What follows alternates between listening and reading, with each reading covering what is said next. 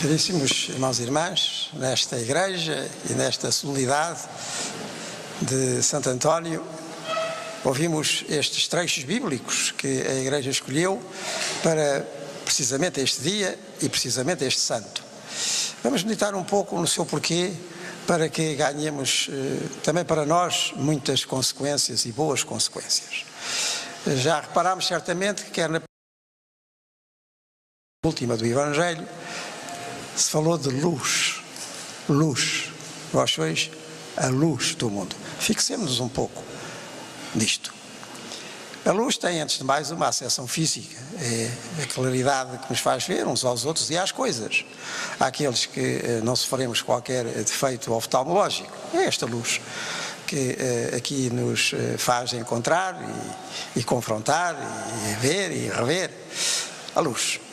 Mas já sabemos que estas palavras, quando são ditas por Jesus Cristo, ganham um sentido absoluto e que se aplica a todos em qualquer lugar e seja mesmo quais forem as suas condições físicas. Quando, por exemplo, se diz que os discípulos viram o Senhor ressuscitado, isto não significa que os discípulos de Jesus tenham que ser visuais para o ver ressuscitado, porque aqueles que são mesmo invisuais, infelizmente, também o podem ver neste sentido pleno da palavra, no sentido de aperceber a sua presença ressuscitada. Por isso a luz tem aqui um significado muito mais amplo do que o significado físico, que é o seu primeiro significado e que importa ter para nós e para os outros, até para que todos também possam ver e recuperar a vista, tanto quanto possível, com certeza. Mas há uma luz mais profunda que mesmo quando todas as outras se apaguem, continua a brilhar. E é essa luz, certamente, que Jesus se refere aqui também, quando diz que os seus discípulos são a luz do mundo. Bem, só podemos ser a luz do mundo se formos o reflexo dele próprio, de Jesus Cristo, que é a luz completa. E como vamos dizer no credo, luz da luz, Deus de Deus, luz da luz, Deus verdadeiro de Deus verdadeiro. E por isso mesmo, porque, como nós sabemos, a Bíblia diz que no primeiro ato criador de Deus é precisamente a luz que aparece. E a luz foi feita. E as coisas começam depois a aparecer. Mas também no ato recriador de Deus, que acontece em Jesus Cristo, em que Deus recria todas as coisas, é a mesma luz que se reencontra e que a partir dele se expande, a luz de Cristo. Daí que nós a retenhamos agora, e seja Evangelho e Palavra da Salvação. E quando dizemos que somos, ou que Ele diz que nós devemos ser a luz do mundo, é exatamente na relação com Ele e como reflexo dessa luz que dele recebemos do Senhor Jesus, a luz do mundo. E é impressionante que assim seja, é muito impressionante, no sentido até verdadeiro da palavra, causa impressão profunda. Ou seja, há 2000 anos que esta luz despontou, sabemos como ela despontou sob a gruta de Belém e como nunca mais deixou de rebrilhar, mesmo quando as trevas cobriram a face da terra na morte do Senhor, pois aí já havia a promessa da alvorada da ressurreição que se seguiu e onde a sua luz se difundiu por todo o mundo de uma maneira completamente imortal e que nos faz reviver também. E nunca mais esta luz deixou de brilhar. Nós estamos aqui, estamos bem, um bocadinho de calor, mas finalmente veio o calor, já estávamos um pouco cansados de tanto frio e tanta chuva, não é verdade? Estamos aqui, estamos bem nesta bonita igreja, que dá de ser mais bonita quando a Câmara fizer as obras que faltam, e, enfim, a Casa de Santo António, e com toda a tradição que aqui nos traz, e a celebração que acontece, e gostamos de nos ver uns aos outros, eu estou a gostar muito de vos ver e de vos rever, que bom! Mas há irmãos nossos, precisamente neste momento, e também em dia de Santo António, noutras latitudes, não têm esta possibilidade de se encontrar, porque, enfim, têm muitas dificuldades, estão até perseguidos em alguns lados, noutros até proibidos, há sítios do mundo onde o nome de Cristo nem sequer pode ser proferido, quanto mais testemunhado e transmitido. Bem, e no entanto é a mesma luz, é a mesma luz que neles rebrilha, se não rebrilha tanto por fora, rebrilha-lhes no coração, a luz de Cristo. Deus de Deus, luz da luz. E assim acontece, porque o Senhor diz aos seus discípulos, vós sois a luz do mundo. Então agora andemos um pouco mais para cá. Andemos para o século da nossa fundação, como portugueses. Lisboa tinha acabado de ser conquistada por Dom Afonso Henriques, enfim, há poucas décadas, e aqui nasce um menino, que se chamou Fernando, como nós sabemos, e mais tarde, quando se fez franciscano, se há de chamar António, porque António se chamava o ermitério de Coimbra, Santo António ou Santo Antão, é a mesma coisa em português, onde ele entrou. E aqui nasceu este menino. E ninguém deu por ele, certamente, havia de haver aqui muito bulício. Estava-se já a construir esta catedral aqui vizinha, a nossa Catedral de Lisboa, enfim, entre obras e trabalhos, e a vida de todos os dias, e labutas, enfim, quem é que daria? Era mais um menino que nascia. E a pouco esse menino foi crescendo, e certamente começou a ter aqui na sua própria casa paterna os primeiros reflexos dessa luz de Cristo que lhe foi transmitida pelos seus pais, que lhe lembrariam a palavra de Deus. Naquela altura pouca gente sabia ler e escrever, era sobretudo de memória que essas palavras transmitiam e que essa luz se expandia. Mas foi certamente aqui em suas casas. Não havia catequese organizada, isso é uma coisa muito recente. E, portanto, foi certamente dos seus pais e dos seus familiares que o menino Fernando, depois chamou-se António, foi tendo os primeiros reflexos desta luz. Aqui ao lado, na Sé que estava ainda a acabar, não havia apenas pedras e canteiros e arquitetos e pedreiros. Havia também já os clérigos da Sé, chamados os cônegos na Sé, que ainda por ali andavam muito e viviam até, e naquele claustro também ensinavam a ler. E ensinavam a ler sobretudo o quê? A palavra de Deus, a Bíblia Sagrada. Aquele exercício de leitura e de escrita destinava-se, antes de mais, à absorção desta luz que tinha sido guardada na Sagrada Escritura, a luz de Cristo, a rebrilhar na sua palavra. E sabemos como o menino, daqui para lá, foi um pulinho e ali foi instruído a ler, e a ler sobretudo a Sagrada Escritura. E com uma grande adesão, colando bem no seu coração todas aquelas palavras e o seu significado, passando a ver o mundo, passando a ver a vida com a luz que daquela palavra lhe adivinha. Sabemos como isto depois, já mais crescido, adolescente, entre adolescente e jovem, o levou a um outro sítio, que já ficava fora de Lisboa, fora das muralhas antigas de Lisboa, e que por isso mesmo se chamava São Vicente de Fora. E ali entrou para os assim chamados cônegos regrantes de Santo Agostinho, que seguiam a regra de Santo Agostinho. E aí continuou a estudar a palavra de Deus. Passado pouco tempo, foi para um outro convento e casa destes cônegos regrantes de Santo Agostinho, em Coimbra, Santa Cruz de Coimbra, onde continuou a dedicar-se ao estudo da Escritura, e uma dedicação que era do coração. E por isso mesmo eu sabia de cor. É impressionante, porque ele mais tarde, a pedido dos seus superiores, passou a escrito os resumos das suas pregações. São mais resumos, sumários das suas pregações, os seus sermões, que entretanto foram coligidos e muito bem traduzidos para o português aqui pelo nosso padre Henrique Rema.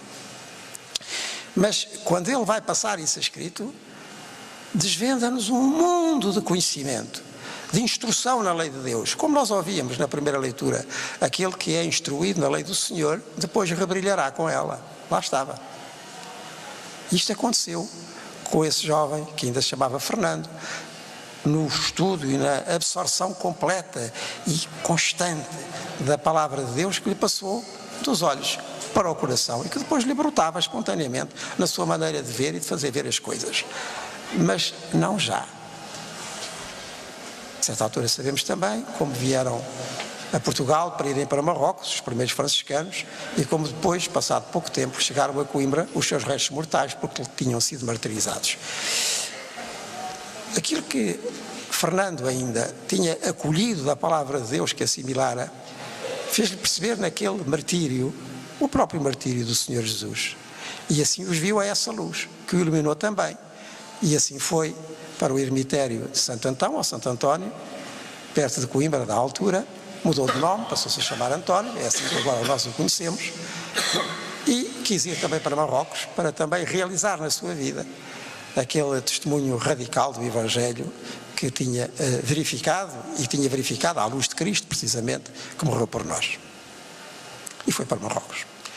Foi para Marrocos, uma doença certamente o fez regressar, mas não a Portugal. o mar e o vento levou-o às costas da Sicília à Itália, e participou num dos mais importantes capítulos, reunião de frades, mais de 3.000 frades talvez, que São Francisco ainda reuniu, e segue o seu destino franciscano em Itália. Mas mais uma vez, aquela luz estava guardada no seu coração, estava na sua memória, porque a tinha assimilado desde pequeno, a luz da palavra de Deus, mas é aí que estava, e continuava a estar, até que, a certa altura, porque foi preciso pregar a uns irmãos que iam ser ordenados, e ele era padre e tinha estudos, pediram-lhe para fazer, digamos, um retiro, uma pregação a esses que iam ser ordenados.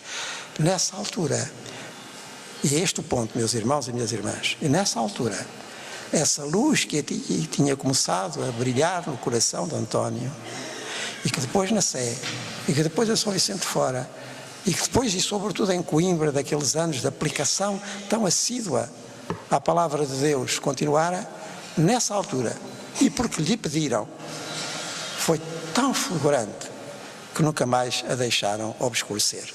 E então começam anos de pregação, além de outros cargos que lhe pediram, mas sobretudo de pregação evangélica pela Itália e por aquilo que é hoje o sul de França, até Pádua, onde em 1231, nos arredores de Pádua, veio a falecer.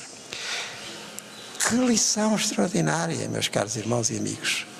Porque nós olhamos para a nossa vida, olhamos para a vida de todos os dias, e ela tem muitas zonas de sombra e até muitas de obscuridade.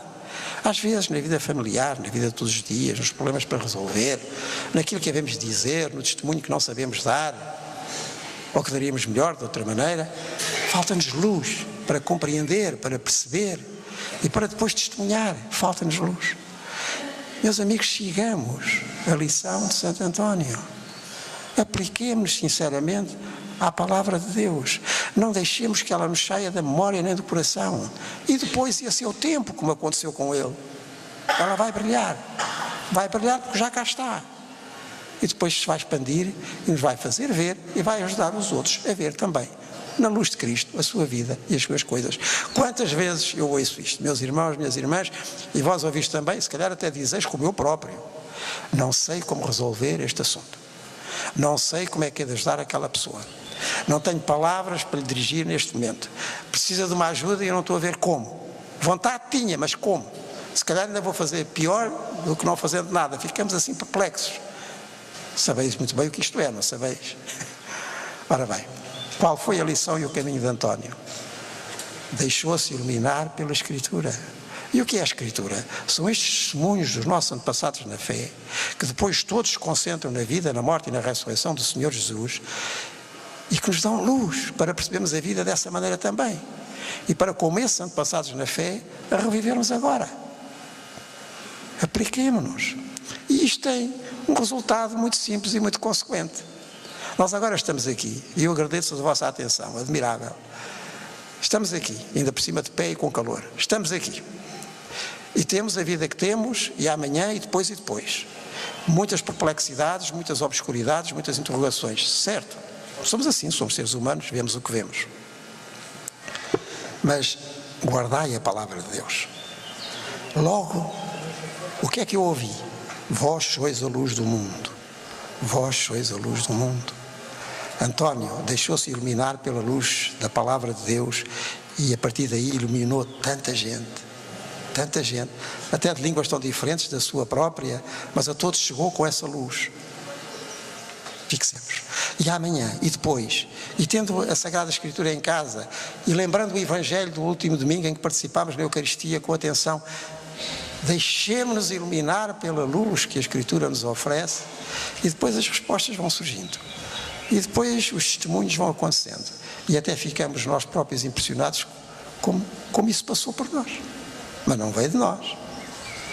Se fôssemos perguntar a Santo António como é que iluminou tanta gente, como é que converteu multidões, como é que conseguiu transformar cidades inteiras, como a própria Pádua, onde veio a falecer, ele dirá, porque fui iluminado pela luz de Cristo. E depois as palavras saíram, os gestos em consequência, e a luz resplandeceu. E começou a brilhar aqui.